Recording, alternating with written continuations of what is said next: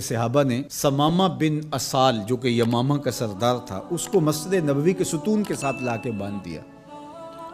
تو آقا کریم علیہ السلام تشریف لائے تو دیکھا کہ سمامہ بن اسال بندھا ہوا ہے، یمامہ کا سردار ہے، اسلام کا بدترین دشمن تھا اور بہت زیادہ اس نے اسلام کو نقصان بھی پہنچایا۔ آقا کریم نے کہا کہ سمامہ کیا حال ہے؟ تو اس نے کہا کہ اگر آپ مجھے قتل کریں تو میرا قتل رائے گا نہیں جائے گا، اور اگر آپ میرے عوض کوئی مال لینا چاہیں تو آپ حکم کریں، میں کنگال نہیں ہوں کہ نہ دے سکوں، اور اگر آپ مجھے یوں ہی چھوڑ دیں تو میں احسان فراموش شخص نہیں ہوں، اس نیکی کا بدلہ دوں گا۔ حضور علیہ السلام نے کچھ نہیں کہا اور چلے گئے۔ دوسرے دن حضور پھر تشریف لائے اور پھر کہا کہ سمامہ سنا کیا حال ہے؟ اس نے یہی باتیں دوبارہ کی کہ اگر آپ مجھے یوں ہی چھوڑ دیں تو مجھے احسان فراموش نہیں پائیں گے، خاندانی شخص ہوں، اس کا بدلہ چکاؤں گا، اور اگر آپ میرے عوض کچھ لینا چاہیں تو کوئی کنگال شخص نہیں ہوں کہ کچھ دے نہ سکوں، اور اگر آپ جو ہے وہ مجھے قتل کر دیں تو کوئی معمولی شخص نہیں ہوں کہ میرا قتل یوں ہی بھلا دیا جائے گا، اس کے بدلے میں خون کی ندیاں بہیں گی۔ حضور پھر خاموشی سے گزر گئے۔ تیسرے دن حضور پھر آئے اور کہا سمامہ کیا حال ہے؟ اس نے پھر وہی باتیں کی کہ اگر آپ مجھے یوں ہی معاف کر دیں تو احسان فراموش نہیں ہوگا، اور اگر آپ مجھے قتل کر دیں تو میرا قتل رائے گا نہیں جائے گا، اور اگر آپ یوں ہی چھوڑ دیں تو پھر اس کے جواب میں میری طرف سے جو رد عمل ہوگا وہ بھی دیکھنے والا ہوگا۔ تینوں دن یہی بات کہی، لیکن حضور تینوں دن اس کی گفتگو سنتے رہے۔ اچھا موقع ہے، ایک شخص آیا ہے اور بدترین دشمن ہے، اس کی کونسلنگ کی جائے، اس کو سمجھایا جائے، لیکن ساری باتیں باتوں سے نہیں ہوتی، کچھ نگاہوں کے فیصلے بھی ہوتے ہیں۔ تیرا علاج نظر کے سوا کچھ اور نہیں۔ حضور نے کچھ نہیں کہا، اور تیسرے دن جب حضور نے کہا کہ اس کی رسیاں کھول دو تو اس کی رسیاں کھول دی گئی، تو وہ باہر جاتا ہے، قدم اندر کو اٹھتے ہیں۔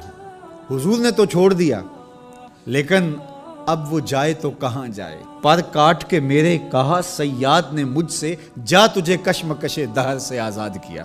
ہر قیدی رہائی مانگتا ہے، اور جب اس کو پروانہ ملتا ہے کہ آج تو جیل سے آزاد ہوگا تو وہ اچھلتا کودتا ہوا باہر آتا ہے اور جیل کے سوگوار ماحول کو چھوڑ کے بھاگتا ہے، لیکن جو زلف رسول کا قیدی ہوتا ہے وہ کبھی رہائی چاہتا ہی نہیں ہے۔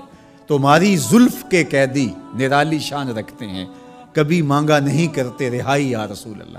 اب وہ باہر چلا گیا اور غسل کر کے پھر پلٹ آیا اور حضور علیہ السلام کے ہاتھ پہ بیعت اسلام کرتا ہے۔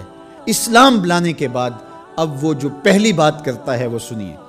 وہ کہتا ہے حضور مجھے سب سے زیادہ اگر کوئی برا دین لگتا تھا تو وہ دین اسلام تھا، لیکن اب میری کیفیت قلب یہ ہے، جتنا پیارا دین دین اسلام لگتا ہے کوئی اور دین ہے ہی نہیں، اور جتنے بھی دنیا پہ شہر موجود تھے مجھے شہر مدینہ ان میں سے معاذ اللہ اچھا نہیں لگتا تھا، لیکن اب میری کیفیت یہ ہے جنوں ویکھ کے اکھیاں ٹھر دیاں نے، جنوں ویکھ کے ٹھردا سینہ ہے، ربا تیری ساری خدائی وچوں بس اکو شہر مدینہ ہے۔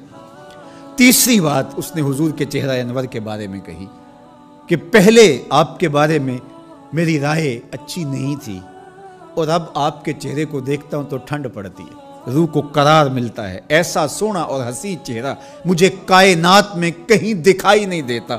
مکھ چند بدر شاہ شانی ہے، متھے چمک دی لاٹ نورانی ہے، کالی زلف تے اکھ مستانی ہے، مخمور رکھی ہن مد بھریاں۔ اب اسلام لانے کے بعد جو فوری تبدیلی اس نے محسوس کی اس کو بیان کیا۔ حضور کائنات میں سب سے محبوب چہرہ اگر مجھے نظر آتا ہے تو وہ آپ کا ہے۔ تو ادھر ایمان لایا اور ادھر دل میں یہ تغیر اور یہ تبدیلی پیدا ہوئی۔ تو ایمان کے ساتھ جڑی ہوئی محبت ہے، جب محبت ہوگی تو پھر ایمان ہوگا، اور اگر محبت نہیں ہے تو ایمان کی نفی کر دے گی۔ لا یؤمن احدکم حتی اکون احب الیہ من والدہ و والدہ والناس اجمعین۔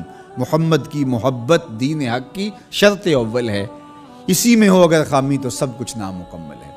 تو محبت حضور علیہ السلام کی یہ تقاضائے دین ہے، یہ منشاء ایمان ہے۔ السلام علیکم دوستو، آپ ہمارے چینل ایچ پر ہادی کو